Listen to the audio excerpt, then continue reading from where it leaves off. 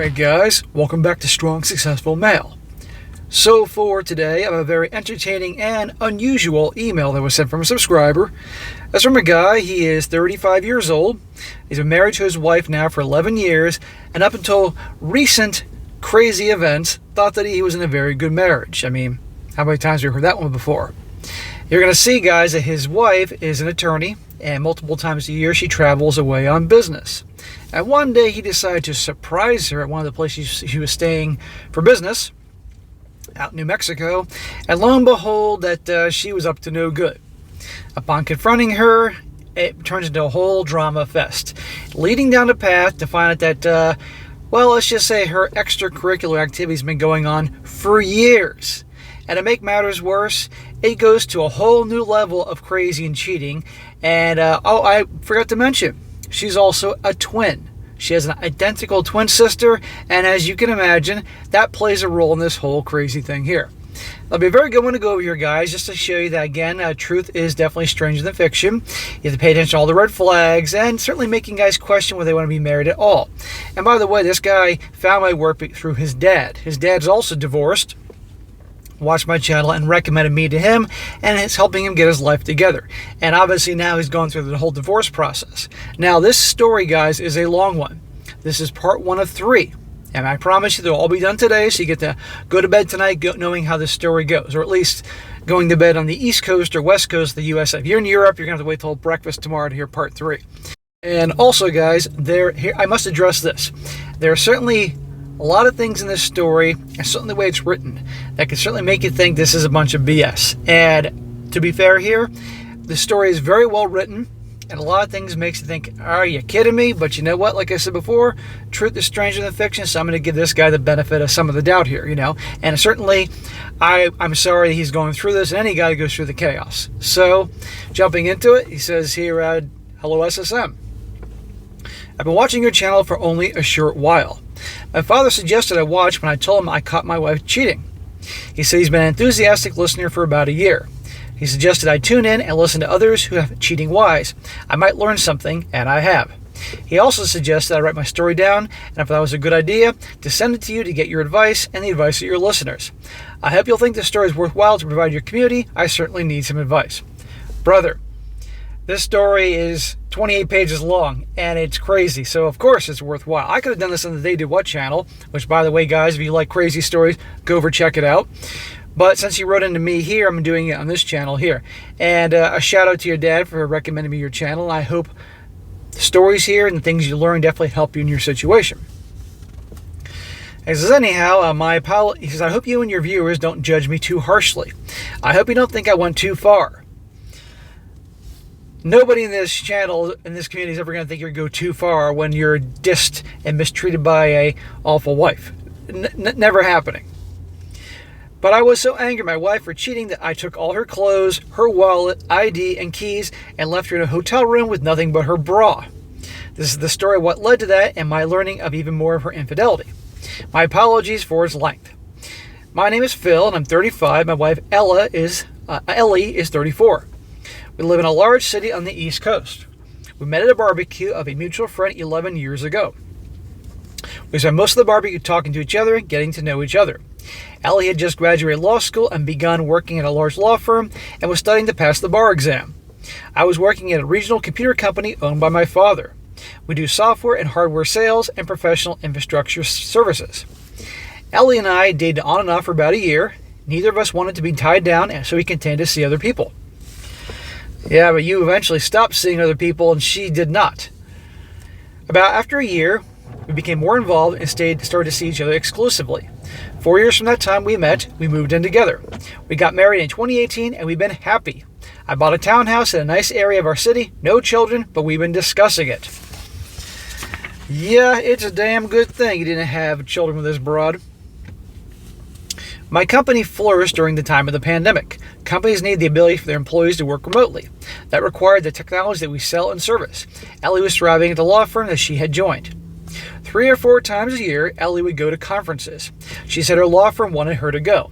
This was an easy way to catch up on the changes in the law and meet other attorneys from around the country. They may need to refer clients to an attorney in our state and vice versa. These conferences last a long weekend, usually Friday through Saturday, or Friday through Sunday. They were held at resorts in different cities around the country. Wow, what a great deal for her. Ellie left for one of these conferences on a Thursday, July 6th, and this was at one resort just outside Santa Fe, New Mexico. I decided to surprise her there. Well, I don't know who was more surprised, you or Ellie. The resort was a nice one, a spa, gym, pool, and they had a casino. There was plenty of stuff for me to do during the day while she was at meetings and panels for the conference. Is that what she called it? Meetings? At night, we could explore Santa Fe, a place neither of us had been to before. I left for Santa Fe on Friday the 7th. The travel was over 6 hours long, just Dallas-Fort Worth, then a flight to Santa Fe. I rented a car and arrived at the resort finally a little after 6 p.m. I went to the reception desk and asked the receptionist for Ellie's room number. I explained I was her husband and here to surprise her. The woman at the desk told me she couldn't give out room numbers, but she'd call my wife to see if it was okay.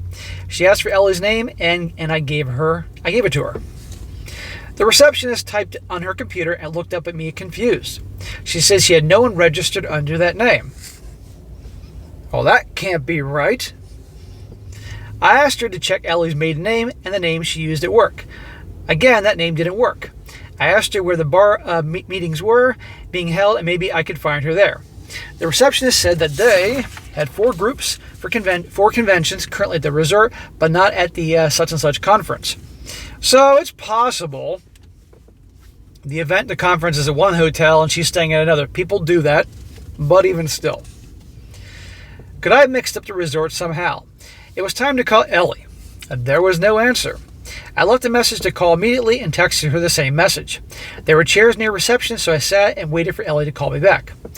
About a half an hour later, I tried calling again, but again she didn't pick up. It was now approaching 7 p.m. and I was really starting to worry. Again, this is the guy that thought he had a great marriage, so he's figuring, why would I think anything else is going on here? I sat in the hotel lobby waiting for Ellie to call me back. The lobby was to the side of the reception area on the opposite side from the resort's front door. Across from the reception, there were elevators. I was debating calling Ellie again, and when she walked off the elevator and toward the front door away from where I was sitting, and she didn't see me. She was all dressed up, a very tight, short red dress. I'd never seen the dress before. She was holding hands with a guy I'd never seen before either, all dressed up. I'm sorry, man. I didn't know what to do. I just watched them walk to the front door. Ellie affectionately bumped the guy on his arm with her shoulder and smiled at him. They stopped and kissed. They continued walking, his hand on her butt, toward the parking lot. Time to find out what the F is going on. I got up and hurried to catch up. When I was about 10 feet behind them, I said, hello, and they didn't hear me or thought I was talking to someone else, so I repeated the hello, and they turned to look at me. That'd be interesting to watch. When Ellie saw me, she froze, complete horror on her face. I've never seen her so terrified before.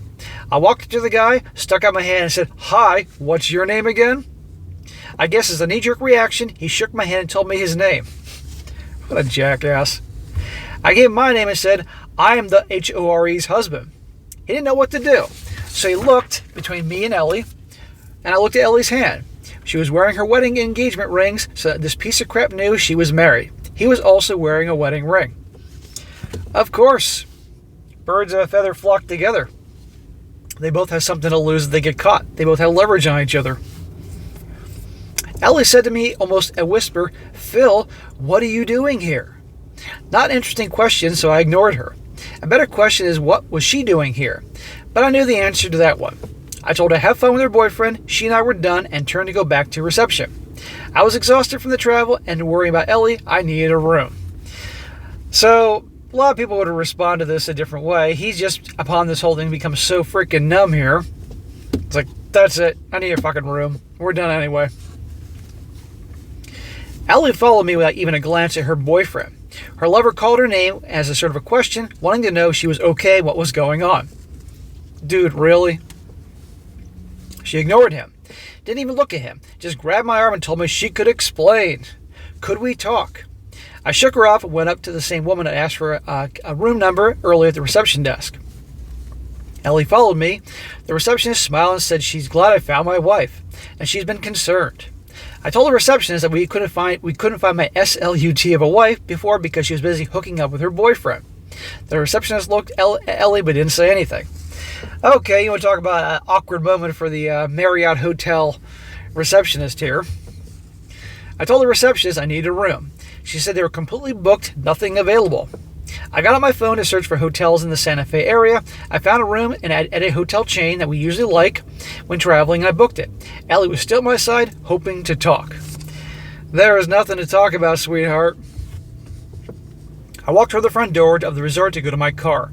Ellie was following me. Her boyfriend was still standing around us watching. He called her name again and stepped up toward Ellie. Ellie told him to fuck off and walked around him, rushing after me to the parking lot. She said, "Phil, stop. We have to talk. I love you.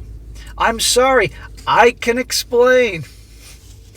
All lines coming from the Hobag Handbook, Chapter 4, 5, and 6. I told her there was nothing to talk about. She could talk to my lawyer. Mind you, this chick is a lawyer. I walked to where my car was parked and I locked the doors with my key. Ellie realized I was getting into the car to leave and jumped into the passenger seat. I told her to get out. She refused, saying we have to talk. I told her that all her stuff, bags and clothes and computer, was still back at the resort and I wasn't coming back here. She better get them. She said she didn't care about her things, she'd just leave them. She was coming with me and repeated that we have to talk. She needed to explain she loved me. The guy didn't mean anything to her. So, you want to talk about cliche, but again, that's why I call it the Hobag Handbook. That's where all these lines come from. They all have one. Every girl has one stashed away somewhere. I pulled out and drove to the hotel where I made the reservation. While we were driving, Ellie's phone rang. She looked at it and sent the call to voicemail. Another call almost immediately. I told her she better answer so she could make arrangements to hook up with her boyfriend later. She came to New Mexico to get laid. He might be her only chance. She better not piss him off. She said she never wanted to talk to him again and that she was blocking his phone number. She held up the phone to show me she'd blocked him. Oh, well, that makes everything better then. And we can just go over to the drive-thru McDonald's, get a quick snack, and be on our way. Bullshit.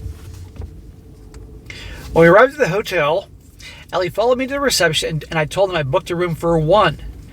Ellie piped in that I was kidding. Ha ha ha. She was my wife and she'd be in the room too. She gave me the receptionist her name. We went up and the room had one king bed. See, this is where I have a lot of problems here, aside from this is almost written too well, is that many things can be done to stop her from the car and accompanying him and all that. This woman's harassing me, the police, there could be a lot of things here. But, okay, you never know, but still.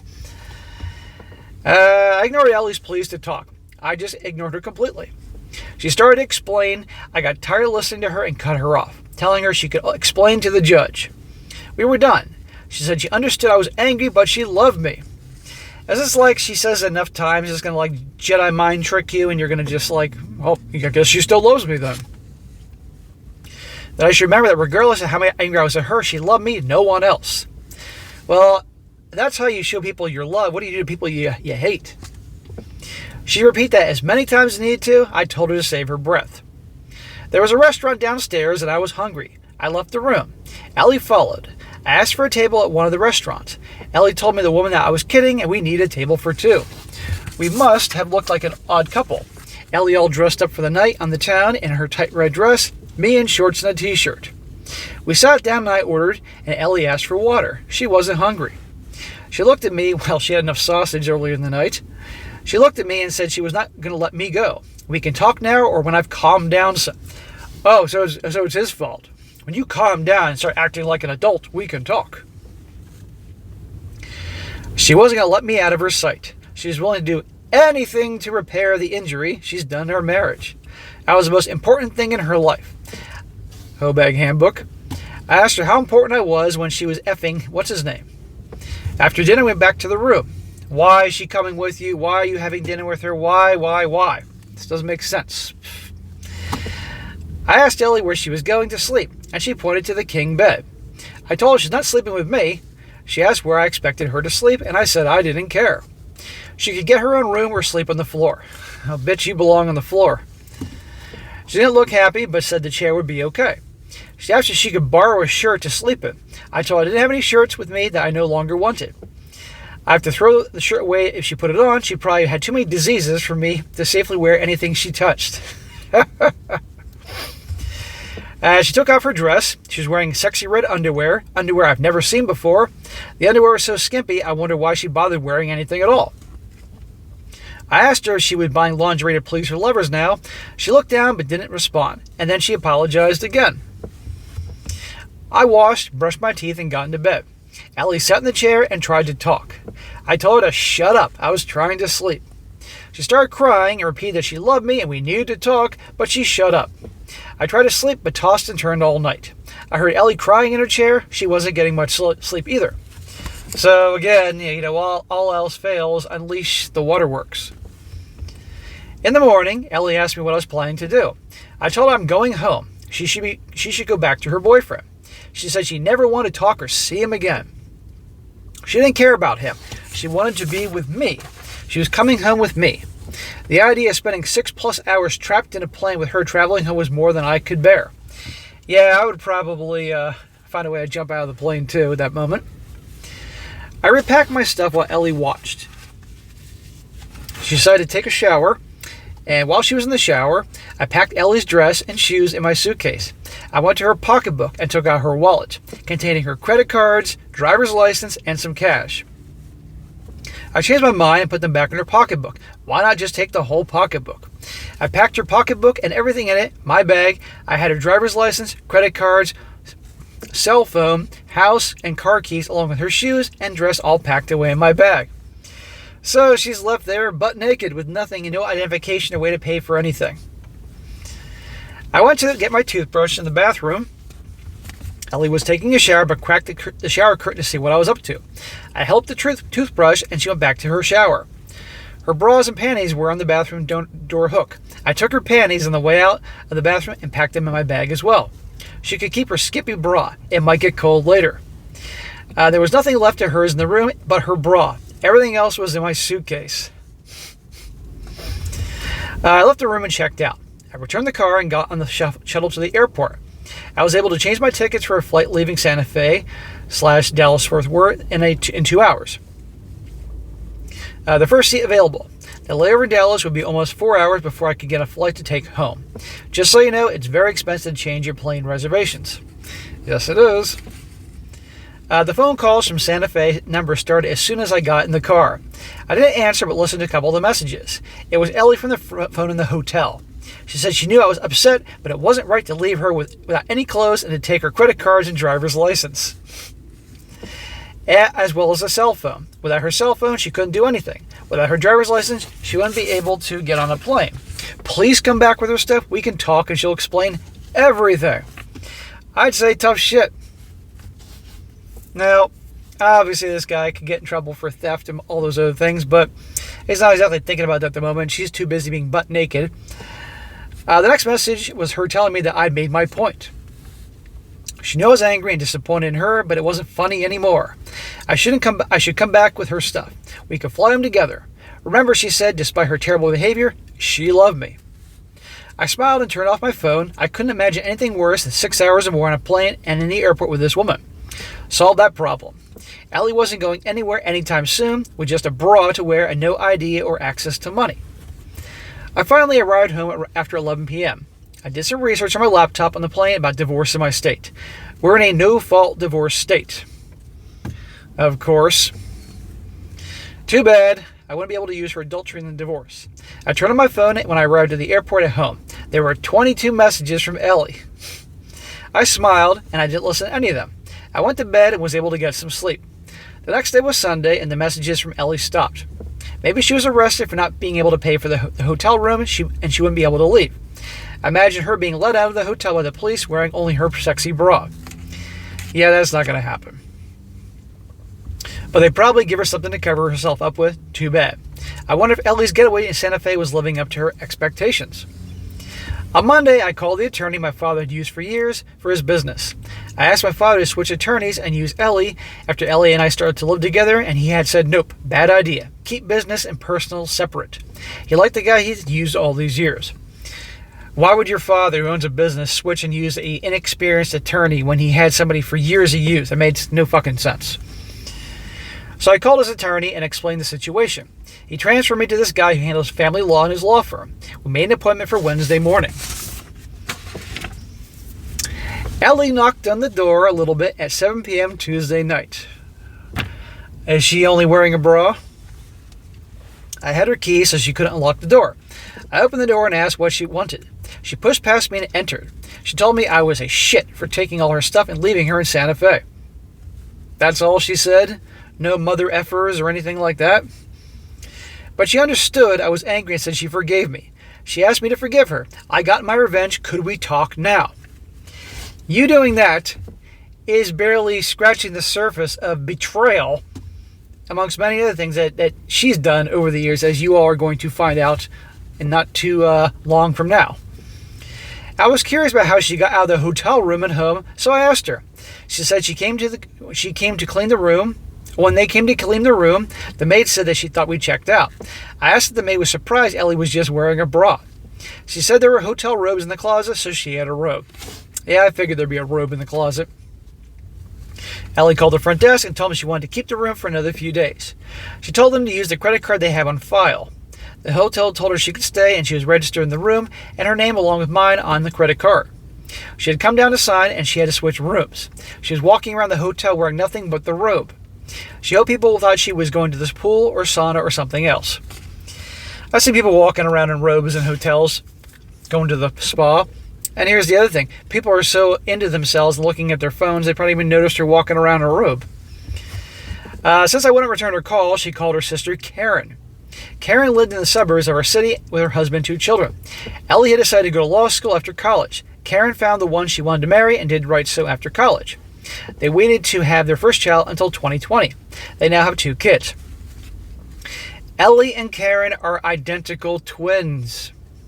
And this is a major plot issue for this story. Identical twins. It was even hard for me to tell them apart sometimes. When they were together, I knew which one was which. Ellie's face was a little rounder, Karen's face longer. I thought Ellie was a bit prettier, but when they were apart, it had been impossible to tell who was who. They could always been able to pass for one another, and still could if you only looked at their faces. Both were gym rats and stayed in shape. Karen started to change her hair color after her first child was born. So after 2020, it was easier to tell them apart, but before that, Ellie and Karen were truly identical. After we had been dating a while, I asked Ellie what it was like being a twin. She told me some entertaining stories of mishaps she and her sister experienced. Mishaps, huh? Is that what she calls this? What you're about to hear, guys? Ellie getting in trouble for something Karen did. She also said that there were some advantages to being a twin. Ellie told me that when they were in high school, both Ellie and Karen played a game with their boyfriends. Shocker.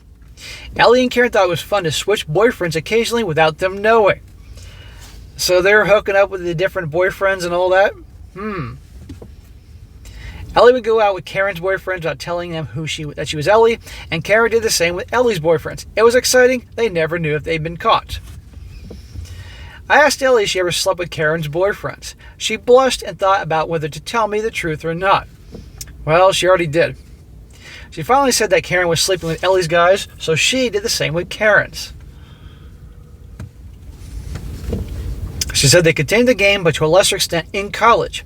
Ellie and Karen went to college at the same state school. They thought it was a great fun deceiving the clueless guys. But of course, this stopped once they met the guys they married, right? The guys never guessed the truth. They compared the guys since they both had intimate knowledge of their strengths and weaknesses in bed. She laughed and said they were pretty wild as teenagers, but all that was ancient history. And guys, I'm going to end part 1 here, and I'll continue on part 2 in a couple hours. So we're just getting started here on the whole thing about Ellie and Karen, the twins. So I want you guys to remember, you know any twin gals out there, just remember these. I've known a few twins in my life. Now, I'm going to doubt that things were going on that you're about to hear in the story, but nevertheless, if you ever know any twins in your life, keep them in mind as I'm about to tell this story here, because you never know. So anyway, guys, a couple hours from now, part 2. All right, guys, that's it for today. Be sure to comment down below, know what you think about this. This is part 1 here. And be sure to like the video, share with your friends, and subscribe. I'll catch you next time.